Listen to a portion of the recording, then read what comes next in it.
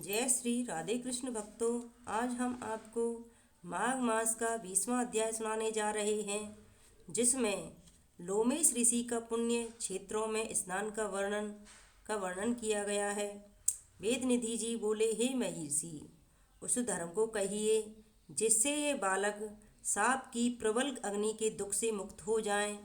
लोमेश जी बोले, ये लोग मेरे साथ नियम पूर्वक माघ स्नान करें, तब माघ के अंत में ये सांप से छूट जाएंगे, अन्यथा इनका उद्धार नहीं होगा। हे ब्राह्मण, मुझे यह पूर्ण निश्चय है कि मैं पुण्य तीर्थ में माघ स्नान करने मात्र से ही लोगों का पिछले 7 जन्म का किया हुआ पाप तथा वर्तमान जन्म का सभी पाप नष्ट हो जाता है। मुनीश्वर लोग जिस पाप का कोई प्रायश्चित नहीं देख पाते, उसका प्रायश्चित उत्तम तीर्थ में माघ स्नान ही बतलाते हैं। पुण्य तीर्थों में स्नान करने से पाप मिटते हैं, जैसे हिमालय पर्वत पर के तीर्थ सब पापों को विनाश करने वाले हैं।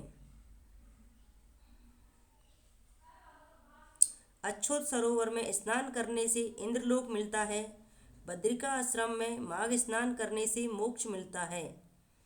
नर्मदा स्नान सब कामनाओं को देने वाला है, पाप तथा दुखों को दूर करने वाला एवं रुद्रलोक प्रदान करने वाला है। यमुना में माघ स्नान सब पाप नष्ट कर सूर्यलोक प्रदान करने वाला है। सरस्वती नदी में स्नान करने वाला सब पाप नष्ट कर ब्रह्मलोक की प्राप्ति करता है। हे द्विजवर, विशाला नदी में माघ स्नान का परम फल होता है। यह पाप रूपी ईंधन को दावानल के समान है और गर्भवास के पापों को नष्ट करता है। गंगा जी में माघ स्नान करने से विष्णुलोक की प्राप्ति अर्थात मोक्ष का होना निश्चित है। सरयू गंडकी, सिंधु, चंद्रभागा, कौशिकी, ताप्ती, गोदावरी, भीमा, पयोष्णी, कृष्णावेणी, कावेरी, तुंगभद्रा आदि एवं समुद्र में गिरने वाली नदियाँ, अन्य नदियों में माघ महीने में स्नान करने से लोग निष्पाप होकर स्वर्ग में जाते हैं। नैमिषारण्य में स्नान करने से श्री विष्णु भगवान की स्वरूपता, पुष्कर में ब्रह्मा का सामीप्य तथा कुरुक्षेत्र में माघ महीने में स्नान करने से इंद्रलोक प्राप्त होता है।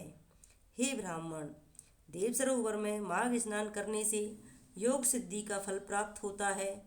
मकर के सूर्य में प्रभास तीर्थ में स्नान करने से रुद्र गण होता है। हे विप्रवर, पृथुदक में स्नान करने से वैष्णव पद की और देवकी में माघ स्नान करने से मनुष्य देव शरीर प्राप्त करता है। हे ब्राह्मण, गोमती में माघ स्नान करने से पुनर्जन्म नहीं होता। हेमकूट, महाकाल, ओकारेश्वर, अमरकंटक, नीलकंठ और अर्बुद में माघ स्नान करने से रुद्रलोक के ऐश्वर्यों को प्राप्त होता है। हे ब्राह्मण, मकर की श्रांति के सूर्य में मनुष्य चाहे जिस नदी में स्नान करे, उसकी सब इच्छाएं पूर्ण होती हैं। हे द्विजवर, प्रयाग में माघ स्नान बड़े भाग्य से प्राप्त होता है, जहाँ पर स्नान करके लोग गर्भ के कष्टों की वेदना नहीं भोगते, अर्थात विष्णु के पास ही रहते हैं। राजसूय और अश्वमेघ यज्ञ के फल से भी बढ़कर माघ स्नान का फल होता है।